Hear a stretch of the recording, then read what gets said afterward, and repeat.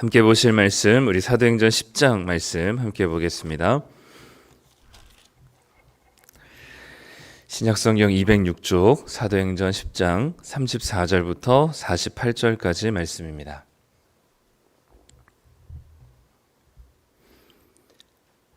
사도행전 10장 34절부터 48절까지 우리 다 찾으셨으면 한 목소리로 함께 읽도록 하겠습니다. 베드로가 입을 열어 말하되 내가 참으로 하나님은 사람의 외모를 보지 아니하시고 각 나라 중 하나님을 경외하며 의를 행하는 사람은 다 받으시는 줄 깨달았도다. 만유의 주 되신 예수 그리스도로 말미암아 화평의 복음을 전하사 이스라엘 자손들에게 보내신 말씀 곧 요한이 그 세례를 반포한 후에 갈릴리에서 시작하여 온 유대에 두루 전파된 그것을 너희도 알거니와 하나님이 나사렛 예수에게 성령과 능력을 기름 붓듯 하셨음에 그가 두루 다니시며 선한 일을 행하시고 마귀에게 눌린 모든 사람을 고치셨으니 이는 하나님이 함께 하셨음이라. 우리는 유대인의 땅과 예루살렘에서 그가 행하신 모든 일의 증인이라. 그를 그들이 나무에 달아 죽였으나 하나님이 사흘 만에 다시 살리사 나타내시되 모든 백성에게 하신 것이 아니요 오직 미리 택하신 증인 곧 죽은 자 가운데서 부활하신 후 그를 모시고 음식을 먹은 우리에게 하신 것이라. 우리에게 명하사 백성에게 전도하되 하나님이 살아있는 자와 죽은 자의 재판장으로 정하신 자가 곧 이 사람인 것을 증언하게 하셨고 그에 대하여 모든 선지자도 증언하되 그를 믿는 사람들이 다 그의 이름을 힘입어 죄사함을 받는다 하였느니라. 베드로가 이 말을 할 때에 성령이 말씀 듣는 모든 사람에게 내려오시니 베드로와 함께 온 할례 받은 신자들이 이방인들에게도 성령 부어 주심으로 말미암아 놀라니 이는 방언을 말하며 하나님 높임을 들음이로라. 이에 베드로가 이르되 이 사람들이 우리와 같이 성령을 받았으니 누가 능히 물로 세례 베품을 금하리요 하고 명하여 예수 그리스도의 이름으로 세례를 베풀라 하니라. 그들이 베드로에게 며칠 더 머물기를 청하니라. 아멘. 네, 오늘 사도행전 10장 후반부 말씀 함께 나누도록 하겠습니다. 네, 드디어 이제 베드로와 고넬료가 만나서 자초지정을 듣고 베드로를 통해서 이제 베드로가 복음을 전하기 시작하죠. 오늘 말씀 34절에 보면 베드로가 입을 열어 말하되라고 하면서 하나님께서 베드로에게 주셨던 또 보고 들었던 그 복음의 소식을 전하게 됩니다. 핵심적으로 얘기하면 간단하게 얘기하면 하나님께서 정하신 예수 그리스도를 믿는 모든 자에게 구원을 주신다, 죄사함과 구원을 주신다라는 이야기가 이제 베드로를 통해서 하는 이야기인데 오늘은 뭐 다른 것보다 오늘 본문에는 이제 삼위일체 하나님에 대한 모습이 한 번씩 언급이 되기 때문에 그 하나님의 모습의 공통된 부분을 같이 좀 나눴으면 좋겠습니다. 오늘 34절에 보면 베드로가 첫 번째로 선언하는 것이 내가 참으로 하나님은 사람의 외모를 보지 아니하시고 라고 고백합니다. 외모는 뭐 얼굴이라는 것뿐만 아니라 어떤 외적인 조건, 사람에게 주어진 상황, 그리고 그 사람의 뭐 혈통, 그 사람의 재산, 모든 것들, 우리 눈에 보이는 모든 조건들이 이제 외모에 해당되겠죠. 하나님께서는 우리 외적인 조건을 보시거나 겉으로 보여지는 것에 속지 않으시는 분, 그리고 거기에 따라 차별하지 않으시는 분이라고 이야기를 합니다. 참으로 하나님께서는 외모를 보지 아니하시는 분이시다라는 것, 우리에게 주어진 상황, 또 각자의 인생, 또 각자의 출신, 또 각자가 이뤄놓은 성과, 또 여러 가지 다양한 우리 눈에 보이는 조건들 어떤 것도 하나님 앞에서는 이 하나님의 구원을 받기에 그 어떤 것도 거치는 장애물이나 또는 받아야 할 조건이 되지 않는다는 사실을 말씀하고 있죠. 그리고 베드로에게는 그게 유대인과 이방인을 가르는 이방인이라는 조건으로 하나님께서 그들에게 구원을 베푸시지 않으시는 하나님이 아니다라는 사실을 베드로가 깨닫게 되는 겁니다. 처음에 봤던 환상으로 시작한 이 베드로의 어렴풋한 이 이 고백들이 이제는 좀 더 분명하게 이 베드로를 통해서 언급이 되어지고 있습니다. 그래서 처음에는 아마 이 환상을 통해서 이방인과 교제하는 것 정도로 아마 생각했을 것 같아요, 베드로는. 그래서 아예 상종을 하지 않았던 이방인들이었지만 하나님께서는 그 음식을 먹으라 하셨다는 그 환상이 이제는 좀 이방인과 교제를 해도 괜찮다라는 것 정도로 아마 해석이 됐었을 것 같아요. 그런데 하나님께서는 고넬료 집에 도착할 때까지만 해도 그랬던 것 같습니다. 근데 고넬료를 통해서 왜 베드로를 이 집으로 모셔오게 되었는지, 불러오게 되었는지의 과정을 듣게 되면서 하나님께서 사람을 외모로 보지 않으시고 이방인이라고 해서 하나님께서 이곳에도 동일하게 복음을 전하시고 그 복음을 듣고자 하는 사람들이 있다는 사실을 깨달으면서 첫 번째로 차별하지 않으시는, 그리고 외적인 어떤 조건으로 구분하지 않으시는 하나님에 대한 모습을 고백합니다. 그리고 두 번째는 30절에 보면 만유의 주 되신 예수 그리스도로 말미암아 화평의 복음을 전하사라고 이야기합니다. 만유의 주 되신 예수 그리스도, 예수님을 그냥 이야기할 수도 있는데 만유의 주가 되신다라고 얘기합니다. 그러니까 이것은 이제 이 베드로에게도 이 개념이 확장된 거죠. 이스라엘의 하나님이었고 유대인들의 하나님이었고 우리를 위해서만 보내어진 예수님이었다고 생각했는데 이제는 그 예수님께서 모든 만물의 주님이 되시는, 이제는 이 이스라엘만 유대인들만 다스리는 분이 아니고 그들을 위한 메시아가 아니라 이제는 모든 열방을 위한, 외모를 보지 않으시는 하나님이 모든 경계를 뛰어넘으신 것처럼 예수님도 이 땅에 오신 목적이, 그리고 그 한 예수님을 보내신 목적이 이스라엘뿐만 아니라 유대인들뿐만 아니라 넘어 이방인들과 그 모든 경계를 허무시는 예수님의 모습을 만유의 주 되신 예수님이다라고 표현을 합니다. 더불어서 이 복음, 예수님을 통해서 전해지는 복음의 소식이 화평의 복음이다라고 얘기하죠. 이 화평의 복음이라는 것, 이는 이 유대인과 이방인이라고 갈라놨던 경계, 그리고 그들을 분열하고, 또 유대인들은 이방인들뿐만 아니라 유대인과 사마리아 지역도 서로 상종하지 않았던 관계, 유대인들만 폐쇄적이고 자기들에게 주어진 복음이라고 생각하며, 그리고 끊임없이 경계를 세우고 담벼락을 세우며 나와 너를 갈라놨던 그 모든 경계와 담벼락을 허무셔서 하나 되게 하시고 화평하게 하시는 분이 바로 예수 그리스도를 통한 복음이다라는 걸 얘기하는 거죠. 그래서 그 어떤 것으로도 갈라놓을 수 없는, 그 모든 것으로 우리가 분열하고 시기하고 질투하며 나와 너를 계속해서 밀어냈었던 사람들이 이제는 예수 그리스도의 복음을 통해서 화평해지고 하나 되어지고, 그것이 유대인과 이방인이라 할지라도 예수 그리스도 안에서 서로 막혔던 담이 허물어지는 놀라운 역사가 예수 그리스도의 복음을 통해서 일어난다라는 사실을 얘기해주고 있습니다. 또 마지막으로 이 베드로가 이 설교를 하던 와중에 설교를 끝내지 않았는데 설교 중간에 하나님께서 성령을 보내시게 됩니다. 그래서 오늘 말씀 44절에 보면 베드로가 이 말을 할 때에 성령이 말씀 듣는 모든 사람에게 내려오시니 라고 얘기합니다. 거기에 일부에게만 또는 특별한 사람에게만, 고넬료에게만 내려온 게 아니라 그 자리에서 말씀을 듣는 모든 사람들에게 성령께서 임하게 됩니다.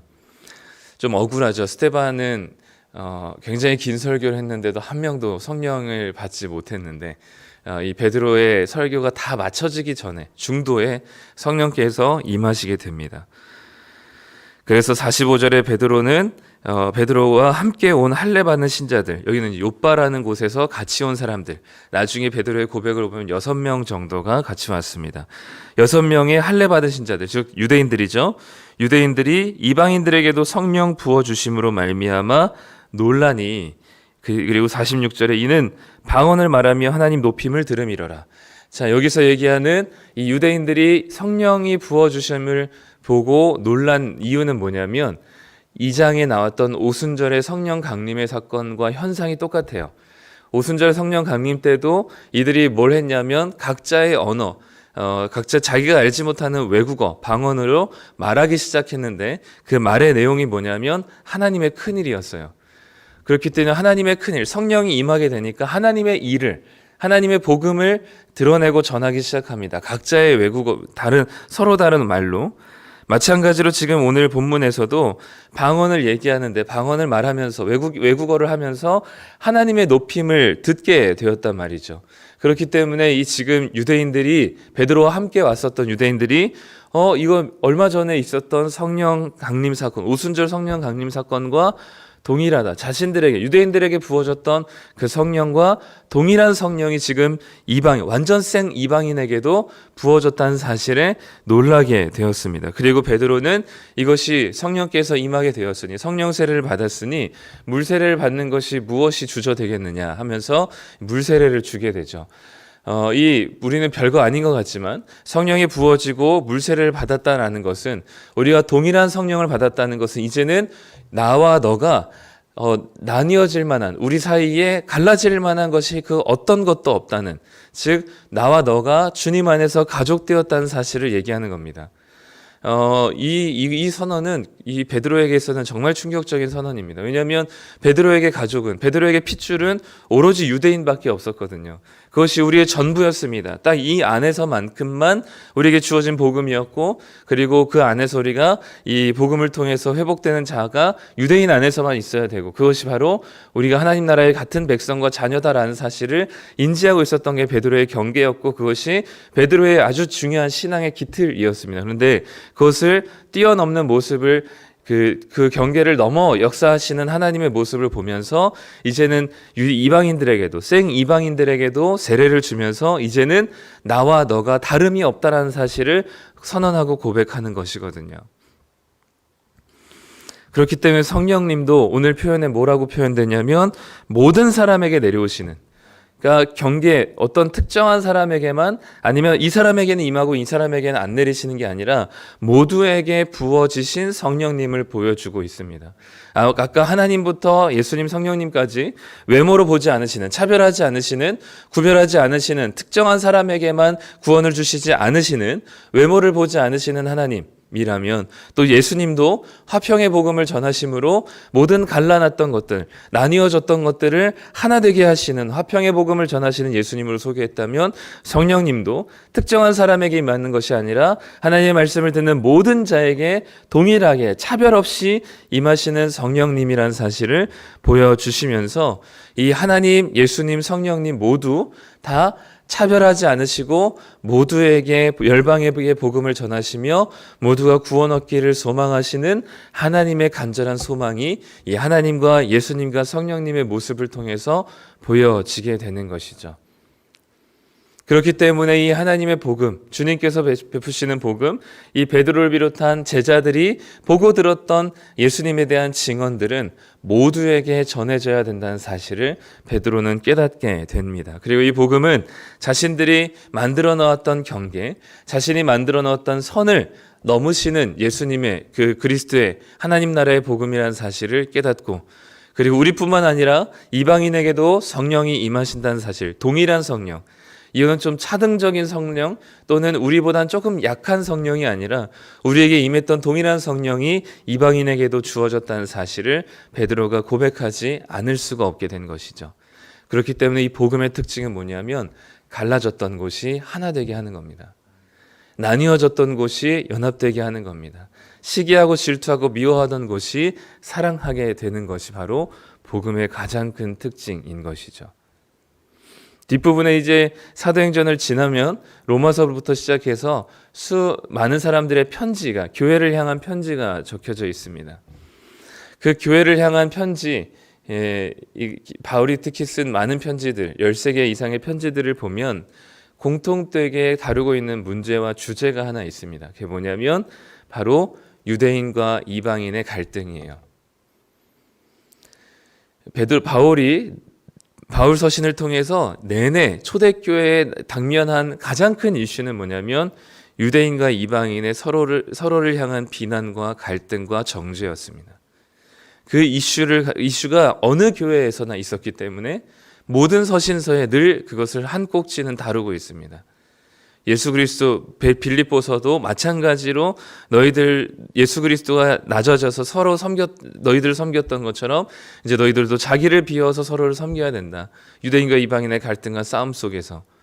또 마찬가지로 에베소서도 주님께서 성령이 보증되셔서 너희들을 주님 안에서 하나 되게 하셨고 성령이 하나 되게 하시는 매는 줄로 너희가 하나 되었다. 라는 것. 이 모든 메시지들, 복음이 갈라놨던 너희들, 모든 담벼락을 허무시고 원수되었던 너희들을 하나 되게 하셨다는 사실들을 모든 서신서를 통해서 바울은 이야기를 하고 있습니다. 그 정도로 초대교회의 가장 큰 이슈는 유대인과 이방인의 서로 다름, 그리고 서로를 정죄하고 비난하고 갈등하며 싸워왔고 분열했었던 이들이 복음 안에서 어떻게 하나 되었고 하나 되어 가고 있고, 예수 그리스도의 그 화평의 복음, 외모로 보지 않으시는 하나님, 모두에게 부어주시는 성령님을 통해서 우리가 어떻게 더 하나 되어져 가고 서로 지체들을, 각자의 지체들을 인정하며 또 서로가 주님 안에서 한 몸이란 사실을 어떻게 인지하고 믿고 나아갈 수 있는지를 계속해서 이 사도행전 10장 이후에 초대교회에게 하나님께서는 이 하나 되게 하신 모든 것들을 가르시고 나누어졌던 모든 것이 복음으로 통해서 하나 되게 하시는 이 놀라운 이야기들을 계속해서 전달하고 있는 것이죠. 마찬가지로 지금 이 시대에도 우리에게 주어지는 이 복음의 가장 중요한 특징, 요즘같이 세대별로 또 성별로 또 재산별로 나뉘어지는 시대가 없는 것 같습니다. 서로가 서로를 비난하고 가진 자 없는 자, 그리고 나이가 있는 자, 나이가 없는 자, 서로가 서로를 비난하면서 서로를 이해하지 못하고 용납하지 못하며 끊임없이 자기 편과 남의 편을 나누면서 갈등하고 분열하는 세상 속에서 이 복음이, 우리에게 주시는 이 기독교의 복음이, 그리스도의 복음이, 화평의 복음이, 유대인과 이방인을 하나 되게 하셨던 복음이 갈라진 그 틈을 이 복음을 통해서 메우게 하시고 하나 되게 하시는 놀라운 이 복음의 은혜가 지금 이 시대에도 여전히 필요한 것이죠. 그리스도인들이 머무는 곳에, 그것이 어떤 일터가 되었든 어떤 가정이 되었든 갈라지고 분열하는 곳을 주님의 이름으로 하나 되게 하고 연합하게 하며 그리고 화합하게 하고 화평을 주는지, 하나님께서는 한 사람 한 사람 우리를 부르셔서 그런 하나님 나라를 드러내기 위해서 우리를 부르셨습니다.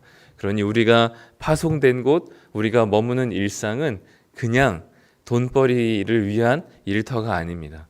하나님 나라를 위해 갈라졌던 틈들을 하나님의 복음으로 메우고 화평하게 하기 위해서 하나님 나라를 위해서 우리를 부르신 것이죠. 그렇기 때문에 오늘도 우리는 우리의 삶을 통해 또 우리가 머문 자리를 통해서 하나님의 이 외모를 취하지 않으시고 외모를 보지 않으시고 화평의 복음을 전하시며 모두에게 동일하게 부어주신 이 하나님, 예수님, 성령님의 이 모습을 보면서 우리의 삶의 자리에서도 이 하나님, 예수님의 성령님 차별하지 않으시고 모두에게 동일하게 하나님의 복음의 은혜를 주시며 하나 되게 하시는 이 하나님의 은혜를 우리의 삶 가운데서 또 드러내고 또 주님의 향기로서 우리가 또 드러낼 줄 알아야 하는 것이죠. 우리의 머문 자리가 우리는 부족하나 우리 안에 계신 성령님께서 또 우리의 성령을 통해서 역사하시는 예수 그리스도께서 여전히 이 땅을 다스리시며 주관하시는 그 하나님의 놀라우신 능력이 우리 안에 계신 성령님을 통하여서 우리의 머문 자리가 그렇게 되어지기를 간절히 소망합니다. 기도하겠습니다. 하나님 아버지 감사합니다. 오늘 하나님 아버지 그리고 예수 그리스도 성령님의 모습을 봅니다. 동일하게 외모를 보지 않으시고 갈라진 틈을 메우시며 하나 되게 하시는 화평의 복음을 전하실 뿐만 아니라 모두에게 차별 없이 성령을 부어주신 놀라운 은혜를 볼 때 베드로는 자기가 여태껏 생각했었던 그 경계와 선들을 허물어뜨리며 하나님의 그 놀라운 고백을 하게 됩니다. 하나님 오늘도 우리를 부르신 목적이 단순히 나 하나 잘 먹고 잘 살고 죽어서 구원받는 것, 천국 가는 것이 우리의 전부 부르신 목적이 아니라 우리를 통하여서 이 땅에 여전히 갈라진 틈을 주님의 이름으로 메우고 싸우고 분열하는 곳에 주님의 은혜로 화평을 전하며 하나님께서 베푸시는 놀라운 은혜를 통해 이 하나님의 하나 되게 하신 그리고 서로가 경계를 세우고 담벼락을 쳤던 것들을 무너뜨리시고 경계를 허무시고 서로 하나 되게 하신 놀라운 하나님의 은혜를 우리의 삶 가운데 드러내기 위해서 우리를 부르신 줄 압니다. 하나님, 오늘도 우리의 머문 자리, 우리가 머문 자리, 또 우리가 살아내는 모든 일상의 자리들이 이 하나님을 드러내는 자리가 되길 소망하고, 갈라진 곳들, 싸운 곳들, 분열하는 곳들, 갈등하는 곳들을 주님의 이름으로 하나 되게 하는 놀라운 복음의 사람들 되게 하여 주시옵소서. 우리의 머문 일터와 가정과 학교와 또 우리의 머문 곳이 어디든 주님께서 주시는 놀라운 그리스도의 복음을 통한 삶이 되게 하여 주시고, 그곳에 주님의 이름이 드러나며 하나님이 전해지는 주님의 놀라운 그 하나님의 사람들 될 수 있도록 주님 붙들어 주시옵소서. 오늘도 이 삼위일체의 하나님을 믿고 따르는 우리들에게 주님의 놀라운 사랑과 화평의 복음들이 드러날 수 있도록 주님 붙들어 주시옵소서. 감사드리며 예수님의 이름으로 기도드립니다. 아멘.